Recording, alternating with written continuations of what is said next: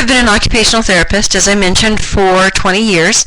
I graduated from Colorado State University in 1991. And then did my internships out in Southern California. So I went through a few different places of work. I worked in nursing homes. I have worked in acute care rehab. I have worked in transitional care units, and I've worked in rehab units. And I then went into outpatient and really found my niche, really found that is where I love to work very much. And so over the years, I've had some exposure, really my exposure to working with people who have MS is working with different clients and with a lot of really knowledgeable colleagues in the field. So when I worked at Swedish Medical Center, I worked for Colorado Neurological Institute. I worked with a physiatrist and a neurologist, and we worked on a spasticity clinic, helping people manage their spasticity. I worked for the Rocky Mountain MS Society for their rehab clinic for MS. So a multidisciplinary group of people got together and helped people decide what was the best next step for them in managing their MS. I also work for a nonprofit organization called by the name of Can Do MS, and we provide education and support for people who have MS and their support partners. And it's really a fantastic organization. Their website is mscando.org, so if you ever get a chance to hit it, that would be great. And thanks so much for all your feedback here. It's good to find out who is on with me. So right now I currently work for myself. I have a private practice in an outpatient setting in Castle Rock, Colorado. And again, it's definitely my love, and I enjoy working with people. I work with people who have a neurological diagnosis, and I have branched into myofascial release therapy as well. So tonight, when I was asked to do this presentation, I was pretty thrilled, and then I began to think about what on earth I was actually going to say. And I began to think about what would I have wanted to impart to people? What would I have wanted to have known when I was a younger therapist just getting started in this field? What would I have wanted to have known? So I really kind of came from that perspective. And so that's really the majority of the information I have tonight. There have been a couple of influences in terms of literature that have influenced me, but mostly my influences have come from being on the ground and in the field and working with people who have MS. So my clients have taught me a lot, and then my colleagues have taught me a huge amount of information. So I'm happy to share it tonight. Love to hear your stories as well. So with that, why don't we go ahead and jump right in. Occupational therapy provides a holistic viewpoint of our daily lives. We, occupational therapists, strive to create balance in all life's needs, wants, duties, recreation, and help them fit into a comprehensive and overall picture. As OTs, we get this unique perspective to look at that sort of global or holistic or large view picture of our clients. And as probably most of you are familiar, some of the things that start to slip for our clients is things that bring them meaning and things that bring them joy.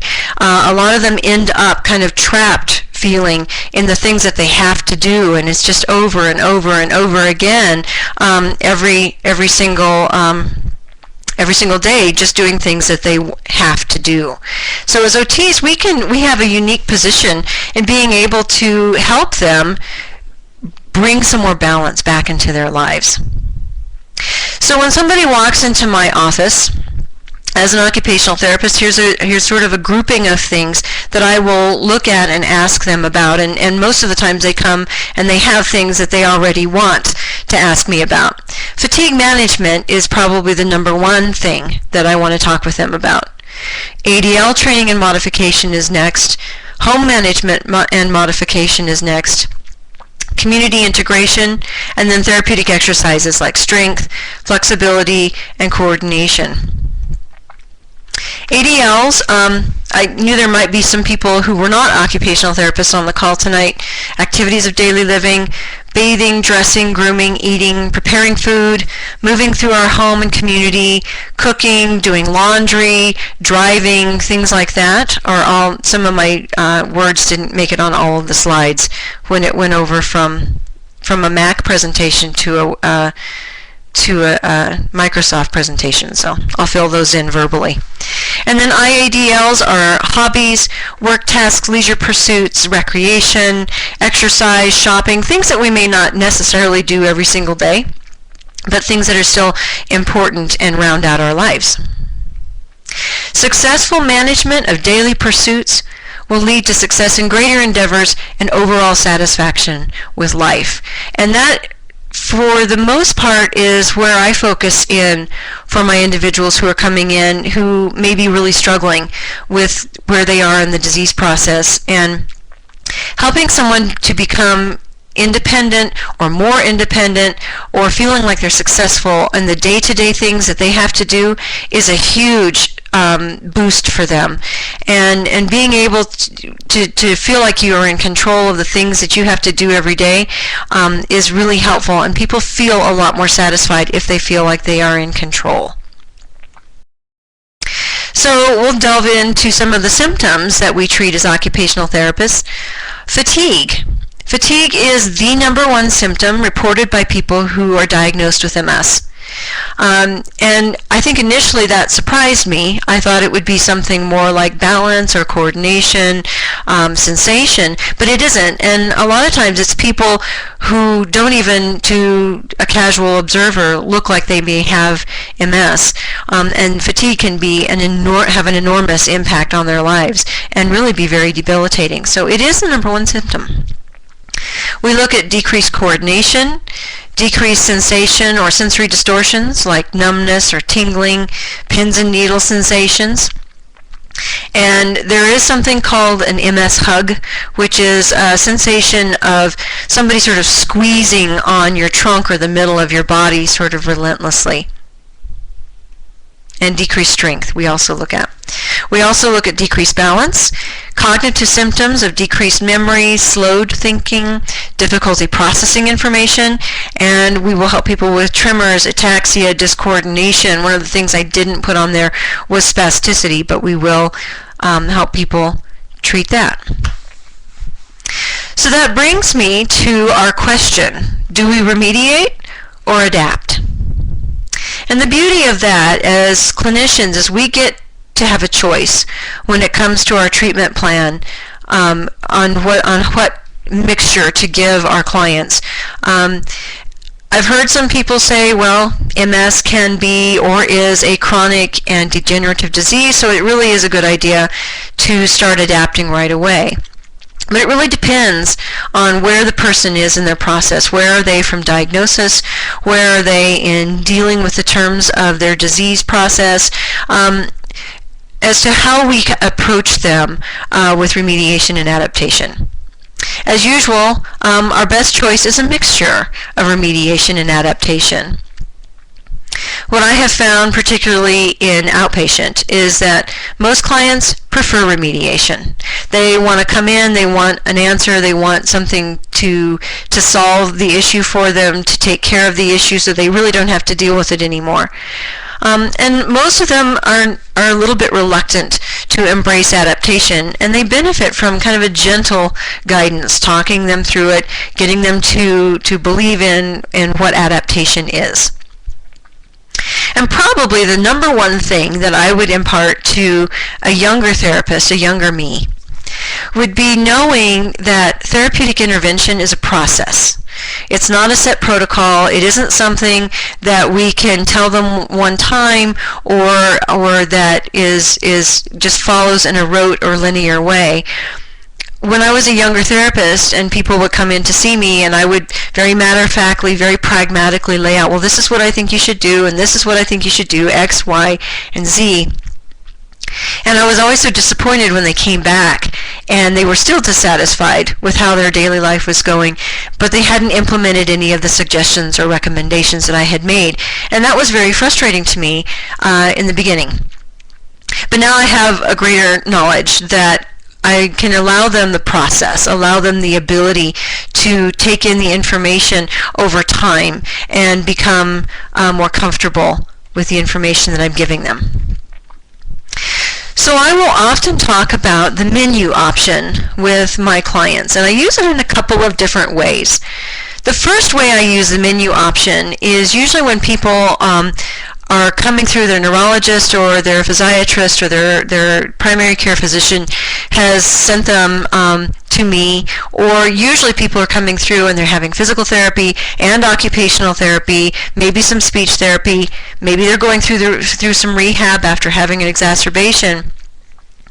And one of the things that we as therapists just really love to do is we love to give them exercises and strategies, and we give them on a written sheet of paper, and we say, here you go, here's your homework, here's your home exercise program, I want you to do this. And sometimes by the time people hit outpatient, they have a stack. And if they've had to go through rehab or go through multiple settings of outpatient therapy over the years, they will have a stack of paper, and they come to me and say, I don't know what to do anymore. I want to do the right ones. I want to do this right. I'm sure you guys have heard this before. So what I usually recommend is I say, get a 3-ring binder and organize your exercises in the way that it makes the best sense to you. So that can be balance exercises, coordination exercises, cognitive strategies, or you can put them in under physical therapy, occupational therapy, however it makes sense to the client. And then I will say to them, you know, when you go to a restaurant and you sit down with your menu, do you order everything on the menu all at once? No, of course not. That's because that would be way too much. And the same thing is true of your exercise programs. With all of the information that we give you, and it's all good information, you're not going to be able to sit down perhaps and go through all of it because it will take you 3 hours, and you know that you can't do that. So what you want to do is pick and choose so that you have something like what you would do is an appetizer of a warm-up, and then you would do your balance exercises for your main, and then you would do a flexibility exercise or a cognitive strategy for your dessert. So pick something. Monday and Wednesday, perhaps you would do the same set of exercises. Tuesdays and Thursdays, you would do another. Fridays, you would then maybe go to a yoga class or go swimming or some other kind of thing. The other thing that helps people do is keep from getting bored with their exercise program. And I don't know about you guys, but I can't do the same thing over and over again. So I really don't expect them to either. So the other nomenclature that I like to use as an OT is tools or toolbox. And so I will talk about either menu items or tools for fatigue, for dressing, for mobility, for cooking strategies, so that people feel that they have a choice. So we're not going to use the same tools for the same way always. If you're having a bad day, you might use more tools or a tool differently than you would if you're having a really good day and your energy is high and you're feeling very good. So knowing that they have some options, I think, is really helpful to them. So now we come to the question of adaptive equipment. And the big sort of burning question that most people come to me as an occupational therapist with is, when is it the right time for me to use adaptive equipment? Should I start on it sooner? Should I start on it later? And invariably my answer, to their chagrin, is sooner is almost always better. And most of the time when my clients come to see me, they really are very reluctant. I'm sure you guys have had this experience as well. They're very reluctant to take on adaptive equipment. I've had many people tell me, if I sit down to get dressed, if I go to hand controls for my car, if I start using a button hook, if I start using a cane, I will have given in to the disease of MS, and I am not going to give in to this disease. So how many people have heard that through the years? So this is that process that we were really sort of talking about before, which is we can begin to start helping them shift their paradigm. And I had a client who put it beautifully. He said, ouch, paradigm shifts hurt. And I had to laugh at that. So starting to shift their thinking that rather than struggling and having things be very challenging and very difficult on a daily basis, how about we make them easier? How about we make them go more smoothly? How about you expend less energy getting dressed so that you then have energy to do something later on in the day that you really love to do? Those are the things that we start talking about, and we'll talk about that more in detail here when we talk about fatigue. So I put on here, consider the stair glide or button hook example. So I have some examples. I had a client who had his exercise gym set up in his basement. Beautiful setup, absolutely perfect for him in every way. But it was in the basement. And after a couple of exacerbations, he began to have a lot of difficulty with going up and down the stairs, and it became very fatiguing. It became scary, and so he stopped exercising. He didn't want to tackle his stairs. So then he was missing out on the benefits of exercise. So over time, it took him a while, he finally decided to go ahead and install a stair glide. And after he did, he was so glad that he did, because he could just effortlessly hop on the stair glide, go downstairs, do his workout routine, feel better, and then hop back on the stair glide and go back up. So those positive things that come from adaptive equipment, that come from using tools. And then the button hook example, again, is if somebody is spending 45 minutes because their coordination has gotten tricky, and they are spending 45 minutes trying to get buttons and zippers and things snapped and put together, then it might be time to bring in a button hook or some other kind of device so that they can get dressed in 20 minutes instead of 45 and not waste all of that energy and frustration. So generally, I tell clients, when an activity becomes extremely tiresome or takes an extra long time to perform, that's a good time to start putting in tools or adaptive equipment. So the remainder of our discussion is going to be centered around fatigue, just because it is such a big animal. And why is MS fatigue such a big deal? MS fatigue can also be called lassitude. And the thing that I think our clients need to know the most is that there are varieties of fatigue. There's normal fatigue, there's fatigue from deconditioning, there's fatigue from mental exertion, there's fatigue when we take on new responsibilities and new tasks, there's fatigue from physical overexertion, there's fatigue that comes from depression, there's stress-induced fatigue, illness-induced fatigue, like cold and flu kinds of fatigues, and then there's lassitude. And it's important for our clients to know that they really are dealing with a multitude of fatigues. And so what they need to do is, what we need to help them do is start to identify and tease out how many kinds of fatigue are you having to battle in addition to your lassitude, because you will always have that. And that's big enough. So if you suspect that your client is depressed, do encourage them and empower them to get treatment for their depression. If they are deconditioned, it's a great time to talk about how important being reconditioned is to your fatigue and your overall ability to participate. So let's talk a little bit about lassitude. It is unique to MS and other, excuse me, that's my other phone. We'll just let it go to voicemail. So sorry about that, guys. It's unique to MS, but it is also experienced by people who have other chronic and debilitating diseases, some neurodegenerative, and others that are, let's say, on chemotherapy. So it can cross some borders there. It's a very subjective experience. Everyone feels it a little differently, but I've heard terms like I feel like a wet noodle, I'm completely out of gas, I am absolutely unable to do anything once I hit it. I hit the wall, it's overwhelming. Many times people describe it coming on in the afternoon, say around 2 o'clock or so in the afternoon.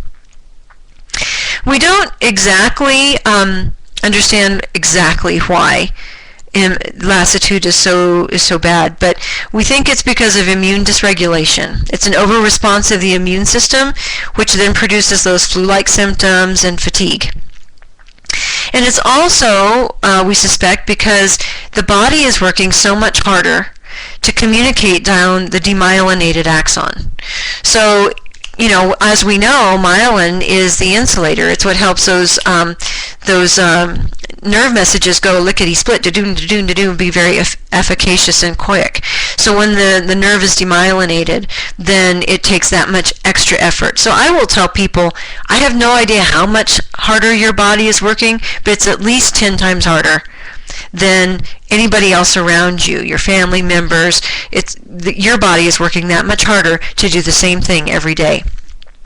And that is usually language that our clients can use to communicate to their bosses or to their spouses or to their children or to their friends, and that's an important piece. So really, we really sort of discussed this slide, encouraging our clients to be proactive in managing fatigue. And I'm going to just kind of go off on a tangent for just a very slight moment and talk about Kara Stout. Her research recently out of the University of Chicago is about communication, and it's about fatigue management in a one-on-one setting with our clients, and what a big deal communication is.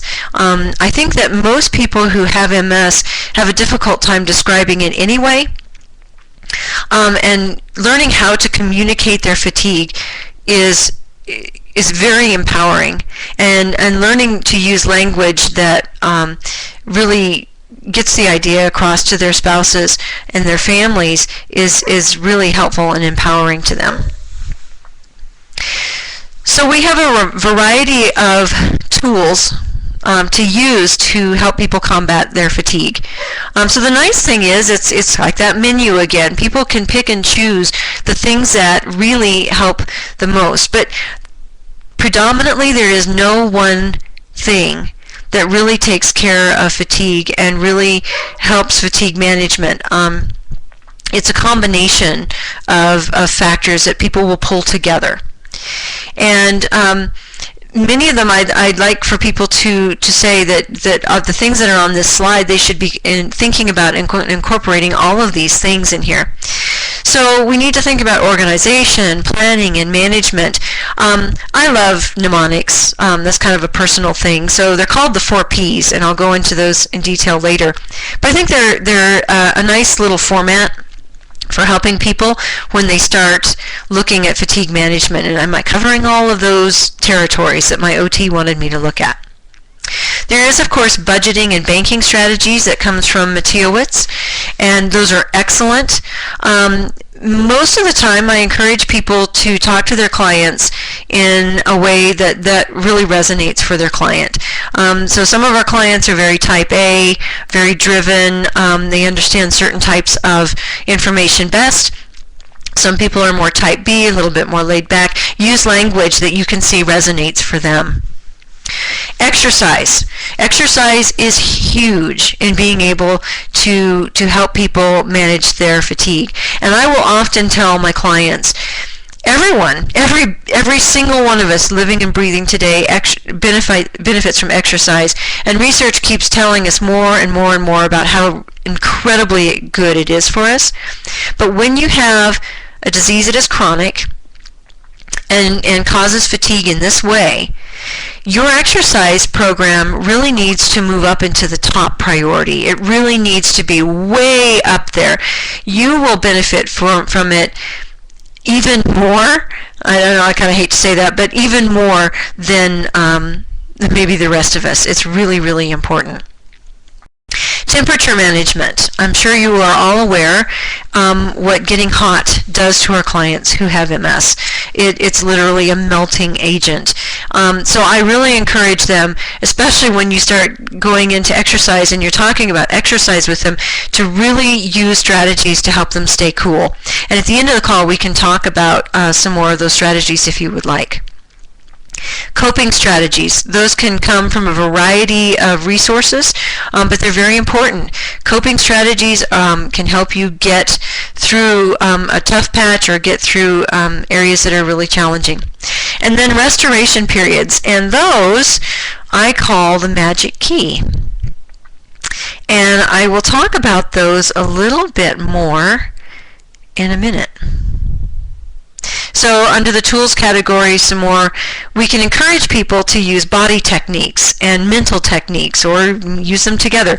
You know, relaxation, yoga, stretching exercises, deep breathing, stress reduction techniques, meditation, prayer. Again, it's helpful to find someone's common ground, something that really resonates for them, that they will easily and readily accept into their daily lives.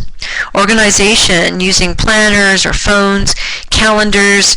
I really encourage people to have a neat and organized space in their home and their office, and then I strive to do likewise, which is a struggle.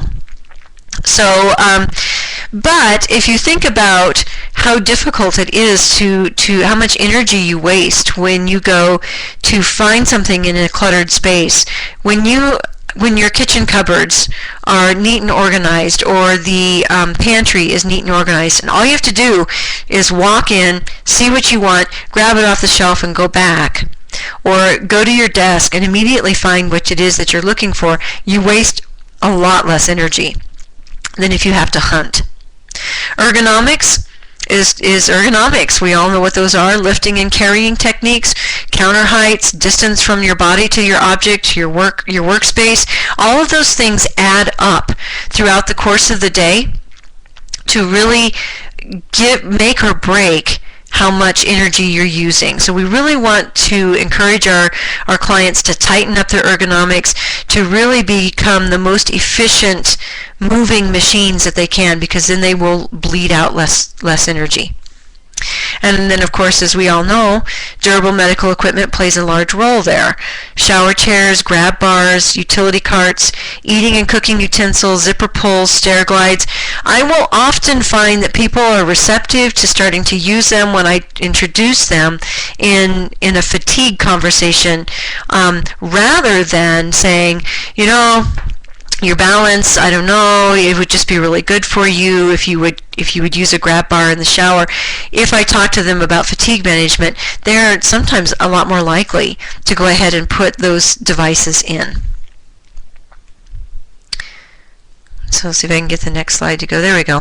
So now here we come to the 4 Ps. And again, I just like them because it's an easy way to fit all of this conversation into a nice, neat little package. So the 4 Ps are planning, prioritization, pacing, and positioning. And planning, again, calendars, computers, phones. But the piece about planning that I like to talk to people about is looking ahead into daily, weekly, and monthly tasks in order to know what energy requirements you will need. Pardon me again. So it's really important. What I have found that most people fall into a trap, and that is that they will work really hard on Monday because they have a lot to do and it's the beginning of the week. And then they will be tired on Tuesday and not be able to do as much. Ergo, on Wednesday, they're very behind in their schedule, and so they work really hard, and by Thursday and Friday they're really exhausted and they just don't have very much energy to give to the things that they want to give it to. So it's sort of this yo-yo effect, this up and down and up and down, and they just feel like they have no legs to stand on in terms of their energy, and I'm sure you guys have all heard that before. So being able to plan ahead, empowering people to plan ahead, can help them stop doing some of that up and down, up and down, up and down. And that's where using the banking and budgeting strategies can really be powerful language. Thinking of energy management as money management, budgeting your energy to last throughout the day or the week. If you run out of money in the bank and you haven't been making deposits into your bank account, you're sunk. And the same thing is true of your fatigue or your energy bank. If you have been depleting your energy bank and not restoring it, you're going to be up a creek. So that brings us to prioritization. Prioritization allows us to evaluate our standards. There are many times when I have someone who comes in to see me and they're a neat freak, or they're a very type A personality, they're a very driven, very motivated person, and they have very high standards for themselves. It's a good time to start a conversation with them about their standards. Do you need to vacuum every single day? Or maybe it is once a week or once every third day, or could you hire a service? We can start that conversation. We can really start getting into some nitty-gritty, pragmatic conversations with our clients. It helps people evaluate their needs versus their wants. And it's helpful for them to think of them in that way. Well, I need to get up. I need to take a shower. I need to eat. You need to exercise. I like to go to my yoga class. I like to go to my sewing class. I like to volunteer in my child's school. So that gives them an idea of where they need to put their higher priorities. And the other thing that I would say to a young me as a therapist is that it is not my job necessarily to help people prioritize. If someone really gains a lot of satisfaction from having their home look a certain way, it is really not up to me to say, you know what, you really ought to relax a bit and not clean your house every day.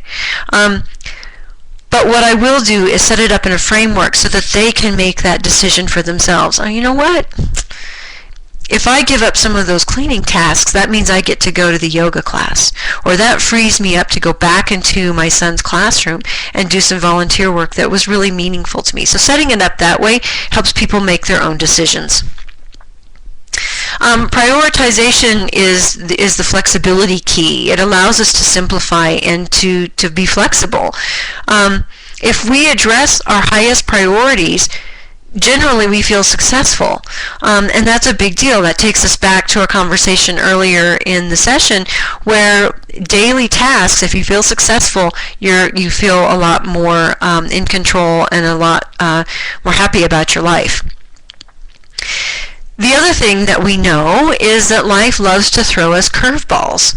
And if you have prioritized your day and your week and your month, then when something surprising or unexpected comes into place, let's say you didn't get a good night's rest for some reason one night, and you woke up and you just didn't have the energy that you were expecting to have. Then you can look at your priority list and slide things around so that it accommodates what you have for that particular day. So I encourage people to mix high, medium, and low priorities throughout their day so that there's flexibility to change as their day progresses. That brings us to pacing, and I have very little on the slide and so much to tell you. I think pacing is probably one of the most difficult things for people to get the groove of. And this is the point where I will say to people, all the other stuff is like really ridiculously easy compared to this. And so once you get this one down, you're going to be golden. Pacing is a trial and error process, and I make sure to tell my clients that. What works for one person does not work for another person. And so this is a time to personalize what information that we give them in a group setting, or that we give them in general. I empower people to take that and personalize it.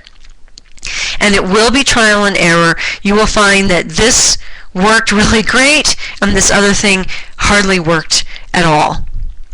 And so this is the trial and error process. I ask people to give themselves the grace of at least a month to figure out pacing for themselves for maximum fatigue management. Sometimes longer, it just depends. Pacing on the face of it is mixing heavy and light chores. So I would encourage people to even be as pragmatic as if you've been doing the laundry and that you consider that a heavy chore, which I do, then you might want to sit down and work on your planner or send out emails or make telephone calls, because that's a lighter chore. And so alternating back and forth so that you're giving your body a literal physical rest from heavier chores.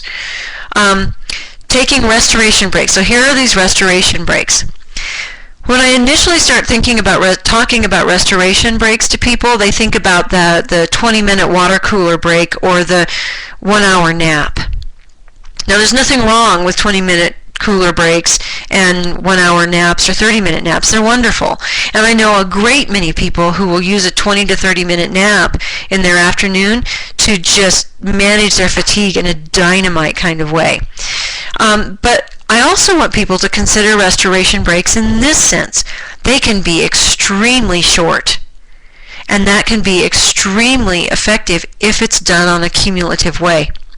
So, once an hour, better yet, even once every 50 minutes or so, but most of us think and work in terms of an hour. Once an hour, take a 1 to 2 to 5 minute break, depending on what you're doing. And that means just change what you're doing. So if you've been sitting at the computer and working for about an hour, it's time then, and I'm warning you now, I'm going to stand up, and you guys can do it with me. I'll try to take the camera with me. So you guys can try this with me. We're just going to take a few minutes, the next little yakking session I have here, and we're just going to stand up and be standing and not sitting. And just for that short period of time. And if you've been standing, then obviously it's time to sit down if you can. Or lean if sitting down isn't an option. So just taking a break. Often I will say to people, just take a break, do some deep breathing, clear your mind. Clear your mind of what you have been working on. Take a couple deep breaths. Think about something that you really enjoy, and then you can start heading back to what you were doing before. So that, my friends, is a restoration break. And if we do those cumulatively, they add up. And that brings me to the marathon strategy. And the marathon strategy really is a personal thing that really brought home to me what the value of a restoration break can be. Close to 20 years ago, when my husband and I got married, we decided that we were runners, and we decided that we wanted to try marathons. And so we trained for our first marathon, and we ran our first marathon, and we were absolutely thrilled to finish it in 4 hours and 7 minutes. So we had a positive enough experience that we decided to do it again. And naturally, we wanted to improve on our previous performance, and so we ran our second marathon. But before, there was a class the day before about how to improve your time.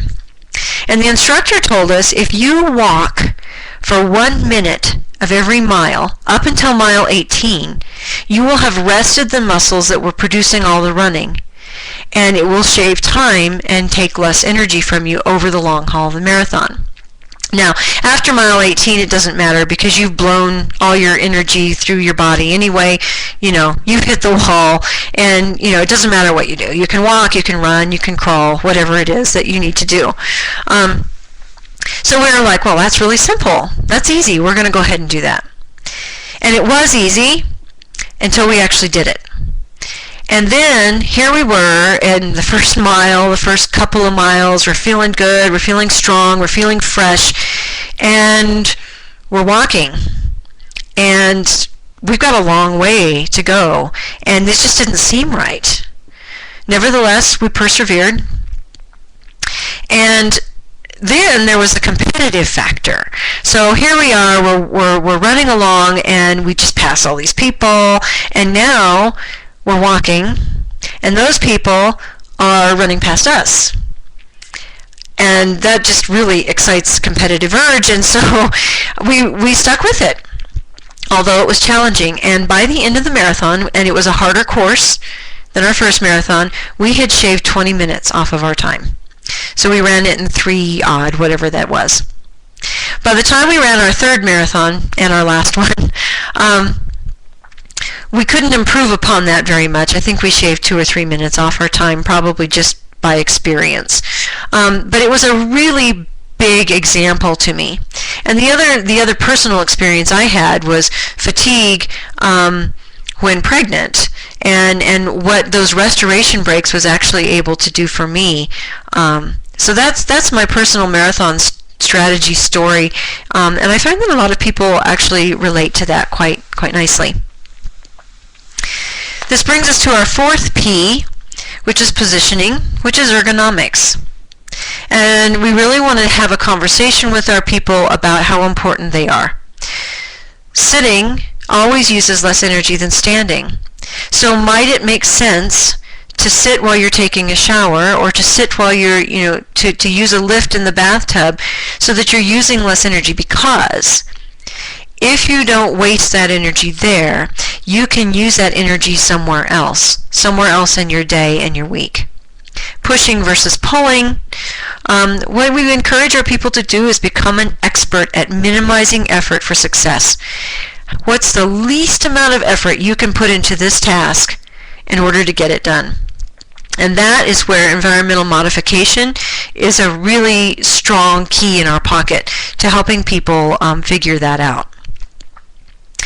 So I am surprised at myself. I was able to finish when I wanted to. I leave you with knowledge is power.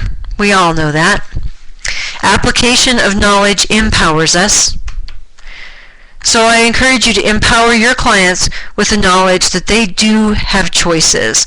They do have a way, they do have multiple options and choices to improve how they feel about their life and to improve how they live their lives, in spite of some of the challenges that have been delivered to them. I thank you very much for your time this evening, and I will go ahead and open up the texting to questions. Okay, I have a question. Origin of the word lassitude. I'm not exactly sure where that originated from. It was something that really kind of came up in the last few years in the literature and the conversation, that was a word that we could use to describe it, that really kind of set MS fatigue aside from other types of fatigue. So I'm sorry, I don't know exactly the origin of the word. Yes, I have a question. Do you have any favorite books or other resources you recommend to clients? I don't know if you all can see each other's texting too, but I do. Roz Kolb is one of my colleagues that works with Can Do MS, and she has written a book, MS for Dummies, MS 101 for Dummies. That's a really good book. There are a number of books from Denver physicians in terms of from Alan Bowling and from some of the societies, the Rocky Mountain MS Society, that have really good publications on fatigue management and using alternative medicines to their benefit. And let's see, right now I'm trying to think of, there's a couple of books out there. I'll see if I can do a little bit of research here and get back to you on some of the other favorite books on that. The other question I have are, what MS medications have you found to be the most effective for fatigue and MS, acting in conjunction with OT interventions? I haven't spent a lot of time working with people with medications, and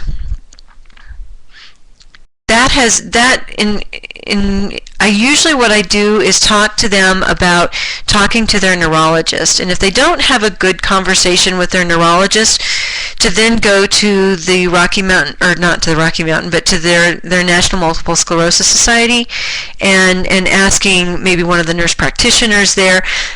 People respond very differently to medication, so there hasn't, in my mind, been one that was particularly the most effective that I would point to for everybody. And I'm going to scroll through your questions here a little bit. Not really. Probably our two main things to think about with exercise is to not be overheated and to be safe. So those would, maybe even be safe would be my first choice. So if somebody is riding a bike and that's getting kind of dicey or dangerous for them, or they're having falls, we might want to recommend some modifications. So maybe going to a trike, maybe going and exercising in water, maybe if somebody's foot is falling off their bike and that's the only problem they have, and spasticity is a key, being able to use a strap to keep their feet on a stationary bike. So really safety and heat management. So I really encourage people to stay cool as much as possible when they're exercising, because we really heat up our core body temperature. But other than that, no. Okay, so someone, Mobility Research has given me the origin of lassitude. Thank you very much. It's Middle English from the Latin lassitudo, or lassus weary. So tired. That's great, thank you. And I'm reading another question. MS exacerbations and estimates. Sometimes I fear using the modality help with the rehab process because the nerves are already so compromised. Okay, so let me think about that question a moment. Oh, good. Let me jump ahead. Someone has given in some books on the National Multiple Sclerosis Society website, www.nationalmssociety.org, Multimedia Library Books Index ASPX. So thank you very much for that. Very appreciated. I'm coming back to the question on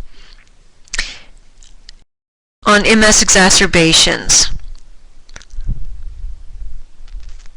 So I am thinking MS exacerbations are incredibly challenging.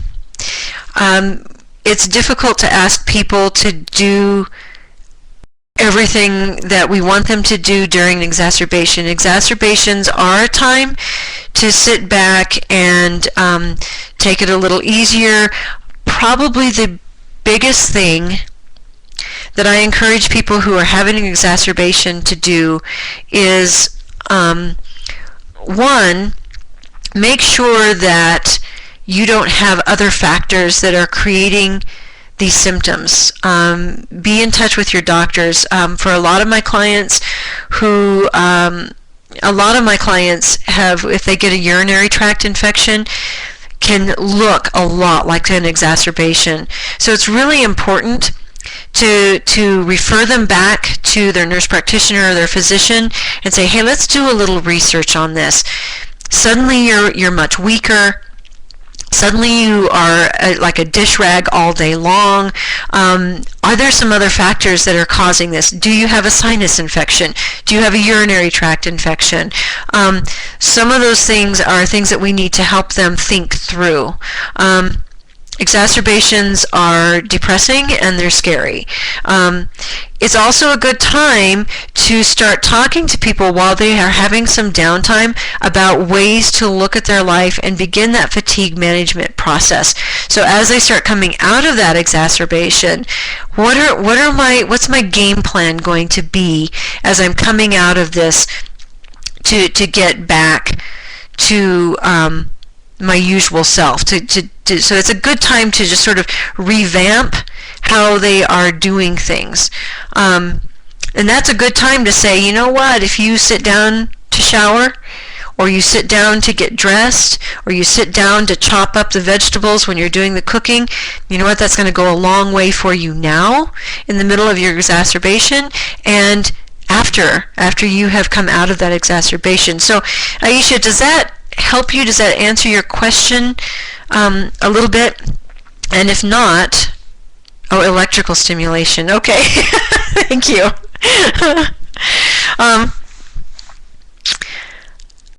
You know, I'm not an expert in using electrical stimulation in MS. It really depends. For some people, it works very nicely. For some people, it doesn't. It depends on, as you know, the degree of demyelination that has occurred in a particular place. That's probably a good question to ask someone in physical therapy who uses it a lot more than I do. So thanks for the clarification. So are there any other questions that people would like to ask?